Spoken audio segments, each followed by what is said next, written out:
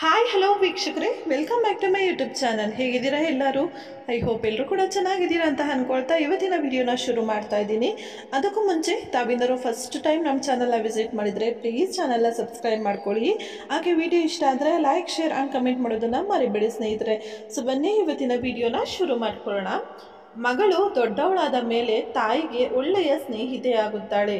ಮಗ ಬೆಳೆದು ದೊಡ್ಡವನಾದ ಮೇಲೆ ತಾಯಿಗೆ ಅಪರಿಚಿತನಾಗುತ್ತಾನೆ. ಸ್ನೇಹಿತರೆ, ಇವತ್ತಿನ ವಿಡಿಯೋನ ಶುರು ಮಾಡೋಕ್ಕೂ ಮುಂಚೆ ನಾನಿಲ್ಲಿ ಒಂದು ವಿಷಯನ ನಿಮಗೆ ವ್ಯಕ್ತಪಡಿಸ್ಲಿಕ್ಕೆ ಇಷ್ಟಪಡ್ತೀನಿ.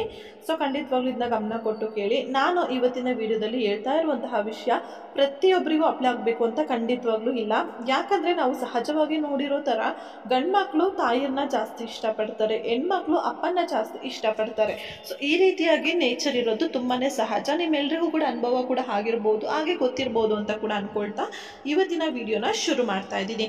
ಕೆಲವೊಬ್ಬರ ಪರಿಸ್ಥಿತಿ ಈ ರೀತಿಯಾಗಿ ಇರುತ್ತೆ ಸ್ನೇಹಿತರೆ. ಹಾಗಾಗಿ ಇವತ್ತಿನ ವಿಡಿಯೋದಲ್ಲಿ ಈ ಮಾತನ್ನ ಹೇಳ್ತಾ ಇದ್ದೀನಿ ಅಷ್ಟೇ. ಹಾಗಂತ ಹೇಳಿ ಪ್ರತಿಯೊಬ್ಬರು ಕೂಡ ಹೀಗೆ ಅಪ್ಪ ಅಮ್ಮನ್ನ ಅಥವಾ ತಂದೆ ತಾಯಿನ ಅಥವಾ ತಾಯಿನ ಇದೇ ರೀತಿ ಟ್ರೀಟ್ ಮಾಡ್ತಾರೆ ಅಂತ ಕೂಡ ಅಲ್ಲ ಸ್ನೇಹಿತರೆ. ಪ್ರತಿಯೊಬ್ಬರ ಪರಿಸ್ಥಿತಿ ಕೂಡ ವಿಭಿನ್ನವಾಗಿರುತ್ತೆ ಅಲ್ವಾ. ಅದರಲ್ಲಿ ಕೆಲವೊಬ್ಬರ ಪರಿಸ್ಥಿತಿ ಹೀಗಿದೆ ಅಷ್ಟೇ. ಯಾಕಂದರೆ ಮಗಳು ದೊಡ್ಡವಳಾದ್ಮೇಲೆ ನೀವು ನೋಡ್ಬೋದು, ಮಗಳು ದೊಡ್ಡವಳಾದ್ಮೇಲೆ ಅಂದರೆ ಸಾರಿ ಸ್ವಲ್ಪ ಕೆಮ್ಮು ಬಂದಾಗಾಯಿತು, ಹಾಗಾಗಿ ಓಕೆ. ಸೊ ಮಗಳು ದೊಡ್ಡವಳಾದ್ಮೇಲೆ ಅಂದರೆ ಅವರು ಮದುವೆ ಆಗಿ ಗಂಡನ ಮನೆಗೆ ಹೋಗಿ ಅವ್ರಿಗೆ ಮಕ್ಕಳಾದರೂ ಕೂಡ ಅಮ್ಮನ ಹತ್ರ ಇನ್ನು ತುಂಬಾ ಕನೆಕ್ಷನ್ ಇಟ್ಕೊಂಡಿರ್ತಾರೆ. ತುಂಬ ಶೇರ್ ಮಾಡೋದಾಗ್ಬೋದು, ಅವ್ರ ಕಷ್ಟ ಸುಖನ ಇರ್ಬೋದು, ಅಥವಾ ಗೊತ್ತಿಲ್ಲದೆ ಇರೋ ವಿಚಾರಗಳನ್ನು ಕೇಳಿ ತಿಳ್ಕೊಳ್ಳೋದಾಗ್ಬೋದು. ಈ ರೀತಿಯಾಗಿ ತುಂಬಾ ಒಳ್ಳೆ ಕಲೆಕ್ಷನ್ ಇರುತ್ತೆ ಅವ್ರಿಗೆ ಅಂತಲೇ ಹೇಳ್ಬೋದು.